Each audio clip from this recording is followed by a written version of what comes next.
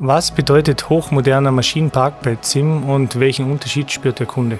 Unsere Maschinen sind teilweise mit Roboter bestückt bzw. werden mit Roboter bedient. Das erlaubt uns sehr flexibel auf die aktuellen Anforderungen einzugehen. Wir können Einzelstückzahlen in kurzer Zeit realisieren, aber eben auch große Stückzahlen, wenn es sein muss, mehrschichtig bzw. 24/7 zu produzieren. Kannst du noch mal ganz kurz auf diese gesamte Produktionsfläche eingehen? Inwieweit unterscheidet sich ZIM dort zum Mitbewerber? Das bedeutet, dass wir auf 5000 Quadratmeter mit über 20 hochmodernen computergesteuerten Produktionsmaschinen unsere Teile herstellen. Wir schneiden zu, wir fräsen, wir drehen, wir verzahnen und wir schleifen. Dies passiert zum Beispiel unter einer Aufspannung. Es wird nicht zwischen Maschinen gewechselt.